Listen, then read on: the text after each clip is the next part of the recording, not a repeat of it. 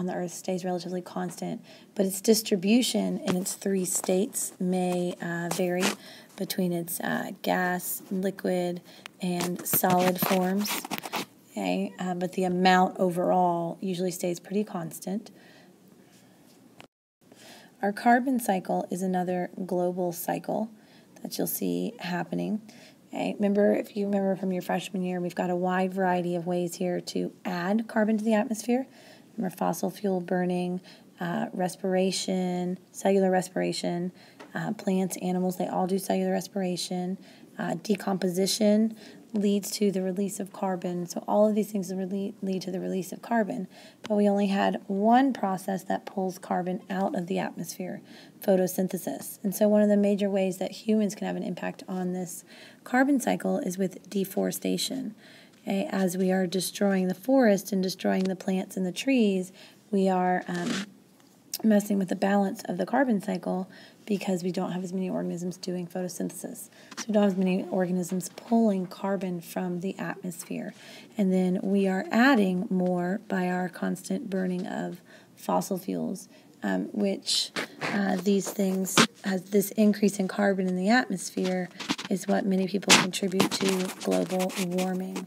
And that we have this increase in carbon in the atmosphere, and so that is causing that's a greenhouse gas, and so it traps more of the heat, and so that's causing an overall rise in temperature of the Earth. So now we're going to shift gears over to biomes. Okay? Hopefully most of this is review. Many of you did a project over biomes your freshman year. Remember where you had a certain biome that you were assigned to and you had to develop a food web for it, and you presented the characteristics of that biome to us. So hopefully a lot of this will be review for you. We're going to start first with aquatic biomes, okay? Freshwater marine biomes. So let's look at one of the characteristics of some of our freshwater biomes, in particular what's called lake stratification. Okay, this is a T, not an F. Okay, so lake stratification is basically just layers within the lake due to temperature. You can see over here on the edges here, you've got temperature changes in your lake. And so there creates different layers within the lake. And those are obviously would vary seasonally. Okay, and you'll see a cycling within the layers as the cold water is more dense and it will sink down to the bottom. Okay, and it will cause the benefit to this cycling in these layers, these temperature changes, allows the water to mix together and to cycle together. But the lake stratification has an impact on the oxygen concentration. You can see when the temperature is all the same and it's nice and even in the autumn and in the springtime, we have an equal concentration of oxygen everywhere throughout the lake. Because, you know, the animals, the organisms that are living in the lake, they need access to oxygen, and they get that straight from the water. And you can see here you have a higher concentration of oxygen in the winter right there in the middle. Okay, here in the summer, we have our highest concentration of oxygen right there on the top. Okay, so that varies from season to season. But that's all that lake stratification is, the layers due to the different temperatures within the lake. We also have in aquatic biomes what's called zonation. Okay, you can see that happening here. We've got lake zonation as well as marine zonation. Okay, and zones are kind of based on three things. Okay, so we've got depth.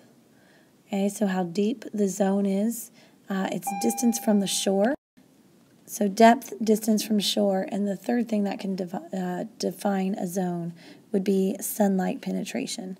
Once we reach a certain depth, sunlight can no longer penetrate, and then so you have that has a major impact on your producers, okay, and the energy that's available in the system. So our first aquatic biome here would be our freshwater biome, so obviously no salt in the water here. So we've got streams, lakes, rivers, all of those would count as fresh water. There is an decrease, so as we go deeper into the lake, a light intensity is going to decrease with depth in your freshwater environment. You're also going to have a significant temperature decrease with depth. There'll be a sharp drop in temperature with your depth as you go deeper and deeper down. Most of your freshwater biomes, they're going to have two zones, and those are going to be zones that are dependent upon light. Okay? They're going to have what's called a photic zone and then an aphotic zone. Remember, A means not or without, photo is light. So a photic zone, that would be near the surface. This is when you're going to see your planktons, your phytoplankton and your zooplankton will be in that photic zone near the surface. Your aphotic zone is going to be your deeper, darker areas. Many of them have decomposers, or what are called benthic organisms, organisms that are down bottom dwellers, crayfish, clams, etc. The next one would be wetlands or estuaries. These are transitional zones. These are transitional between a freshwater and marine environment. They have what's called brackish water there, which is usually a mix of fresh and salt water. That concentration, that salt concentration will vary as you travel throughout this zone, since it's a transitional zone and combines both the fresh and the marine salt water. So our marine biomes have a variety of zones in them. So these are our saltwater. Okay, we've got intertidal zones. Intertidal zones are shallow water, right where the water's meeting the land. Sometimes they're wet, sometimes they're dry. Okay, so it's right there at the land-water interface. Neritic zones, which are the shallow regions right over the continental shelf. Okay, so they're not quite as deep here. When you get beyond that shelf, you get into the oceanic zones. These are very deep because that continental shelf, that seafloor, is not nearly as high. Okay, then you have your pelagic zones, which are open ocean. Okay, the benthic, which again is going to be down on the bottom, okay, down at the sea floor, and the abyssal, which will be very deep, very, very cold, lots of high pressure, no light is able to penetrate down there. So these would be your marine zones. Okay, so now we're going to come up out of the water and we're going to shift over to our terrestrial biomes. We have a wider variety of biomes here. These are our land-based biomes. We're going to start first with our tropical forest. So our tropical forest has a relatively constant temperature, about 25 degrees Celsius. They're usually found near the equator. If they have greater than 80 inches of rain, that's when they become a tropical rainforest.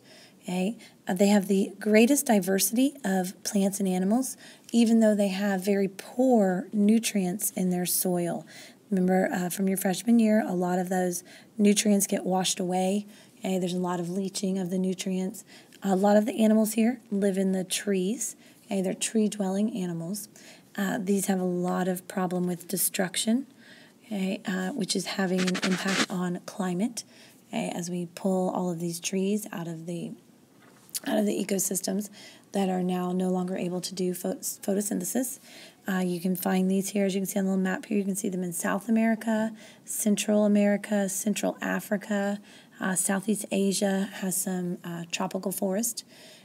Lots of rich plant life here, lots of different animal variety, insects, lizards, amphibians, reptiles, mammals. This is where you see a lot of those organisms that have that aposematic coloring, that bright warning kind of coloring.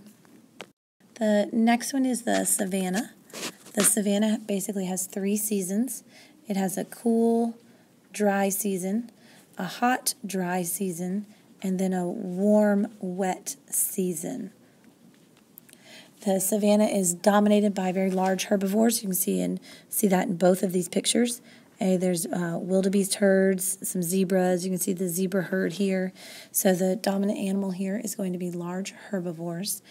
They have frequent fires, and so this is what inhibits a lot of tree growth from happening here. And one of the things you would have also learned last year is how that grass is able to withstand fire very well. You find savannas, some savannas here, and you see some there in South America, lots in Africa, some in Asia, as well as Australia. So your next one is your desert. Deserts have less than 30 centimeters of rain per year. Deserts can be hot or cold. They do not necessarily have to be hot to be a desert. There are deserts that are very, very cold, and they have less than 30 centimeters of precipitation a year. Okay. If you're going to see plant life in the desert, they're usually small shrubs, cacti, which have, and succulents, which have a lot of adaptations that help them to be able to survive in the desert. And most of your animals here are going to be nocturnal. You're going to have lots of reptiles, seed-eating small mammals that, again, many of them are going to be nocturnal because, as a general rule, your deserts are pretty warm, and so it is cooler in the evening time for them to come out. You're going to see these in the southwestern United States, South America, Africa, some scattered throughout Asia, and in central Australia. Your chaparral, or scrubland, this is going to consist of lots of shrubs, very dense shrubs. Some of them are going to be kind of sharp and spiny, kind of spindly looking. They're going to have evergreen leaves, but you're not going to have big, giant trees here. You'll notice all of these plants are relatively small. You'll find these along the coast. You can see here along the coast of South America, a little bit along the coast of the western United States, right here along the Mediterranean, along the coast of Australia. These are also maintained, similar to the savanna, by fire. Our temperate grassland. Your temperate grassland is very similar to the savanna, but it can be found in climates that are a little bit cooler. Again, dominated a lot by large grazing animals, but here you'll find a few more carnivores as well. These are interior most of the time on many continents. These are the Great Plains of the United States. You can see it here, interior of Asia, around the desert there in Australia and in South America. Lots of grasses here, small leafy plants. And like I said, lots of grazers as well. These have a lot. The temperate grassland definitely has seasonal temperature changes, as well as, again, fire. Remember, grasses are able to recover relatively quickly from fire. Your next one here, your temperate deciduous forest. So these are in mid-latitude regions. These have very nutrient-rich soil. They are lots of tall trees, lots of shrubs. You're finding this in southern Canada, in the eastern United States. They cover a large amount of Europe as well as Japan. These are plants or trees that are going to lose their leaves. Because again, it's a deciduous forest here. Wide variety of animals here.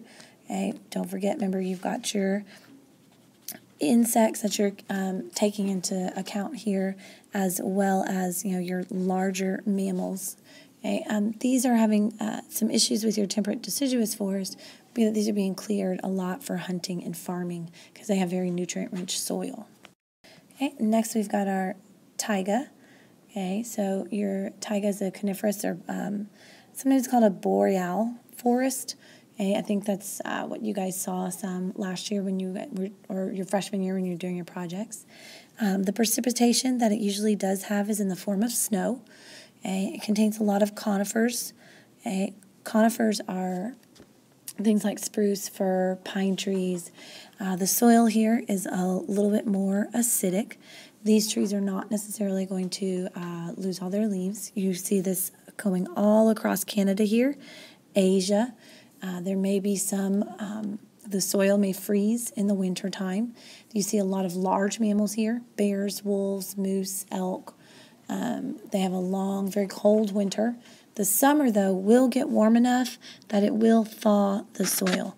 It is not like a tundra with permafrost. In the summertime, that soil will thaw out. And our very last biome here is the tundra. And so the tundra is it's going to be very cold there. It's got its layer of permafrost, so that layer of soil that is permanently frozen. There'll be long periods here of darkness. Okay, very small plants. Remember from your projects, they kind of huddle they grow in clumps so they can try to stay warm. Some of them will have those really bright colored flowers so they can attract the sun, and the flowers will be shaped to help trap the sunlight in them. You find these around the North Pole, okay, where they'll be very cold, very little light for long periods of time. Then they'll